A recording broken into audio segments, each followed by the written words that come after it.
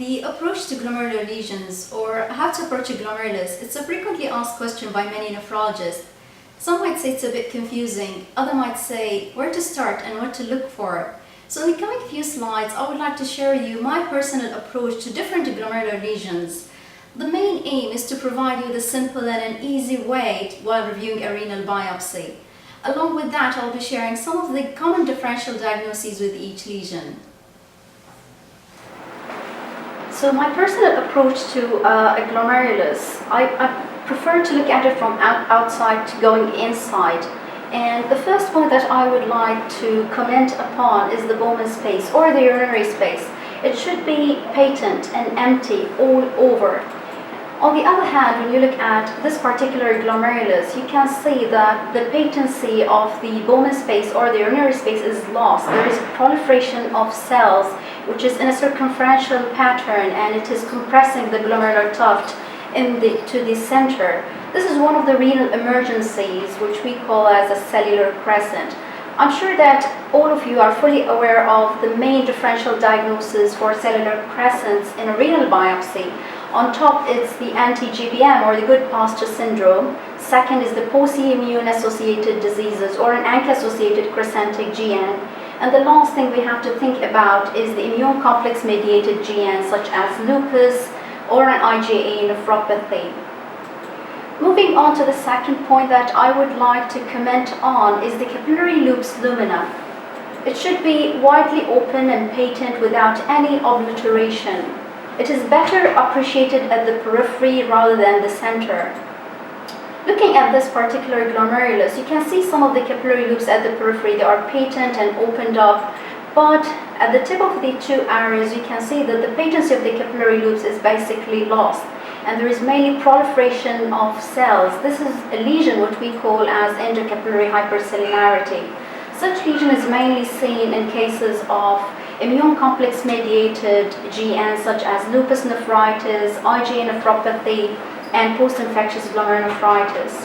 So cells is not the only thing which can obliterate capillary loops. Capillary loops can be occluded by something else, which is just basically matrix as it is showing in this particular image.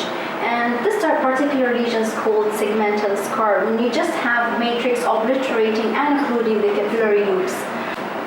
So the presence of segmental scar within glomerulus, it can be due to podocytopathy, like in cases of an idiopathic focal segmental glomerulosclerosis or FSGS. It can be also secondary to other causes like a hyperfiltration injury or a low nephron mass or sometimes even obesity. We have also to keep in mind that segmental scar can be secondary to an immune complex diseases like a lupus nephritis or an IgA. So when there is a previous acute insult to the glomerulus, it would heal with a scar. That's why we tend to see segmental scar in cases of lupus or an IgA nephropathy. The third point is the capillary wall thickness. The walls of the capillaries tend to be wavy, ribbon-like, as if you are drawing with a very sharp pencil. Looking at the image here, you can clearly say that there is a significant thickening of the capillary loops, forming sort of rings and hollow hoops. The two differential diagnoses that should come to your mind when you see thick capillary loops is membranous glomerulonephritis as well as diabetic nephropathy.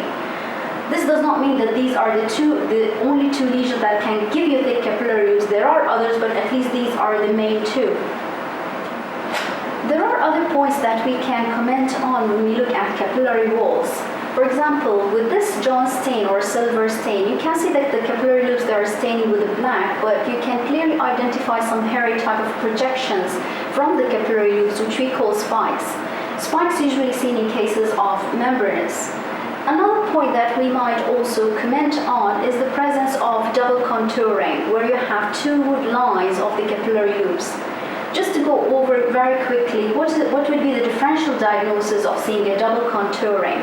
I would say on top is MPGN or membranous proliferative glomerulonephritis.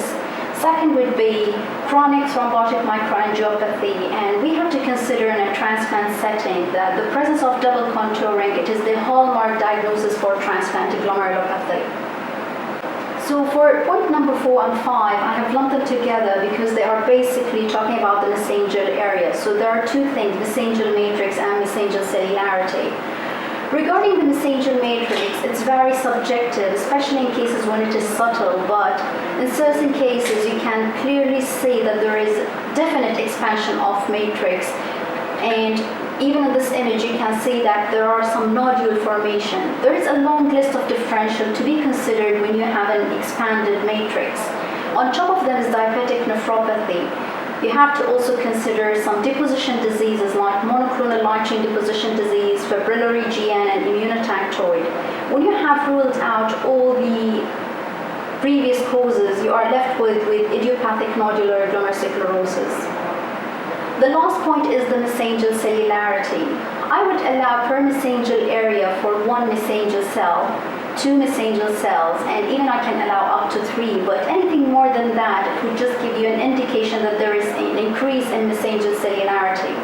Looking at this particular glomerulus, although there is expansion of mesangial matrix, but you can see clearly that there is significant increase in mesangial cellularity with more than 4 cells in a mesangial area.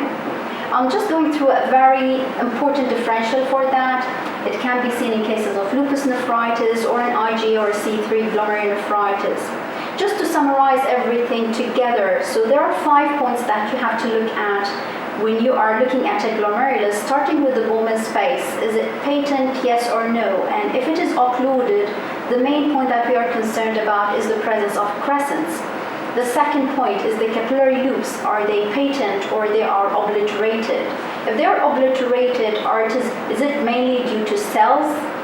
That's why we call it endocapillary hypercellularity, or it is mainly matrix forming a segmental scar. The third point is the capillary wall thickness. Are they ribbon-like, wavy and thin, or they are significantly thickened, forming rings and hollow hoops? Mesangial matrix, is it within normal or it is really expanded? And the last point is the mesangial cellularity. Is it within normal or you have more than 3 cells per mesangial area? At the end, I hope you find the approach really beneficial and reviewing glomerulus in the future much easier. Thank you.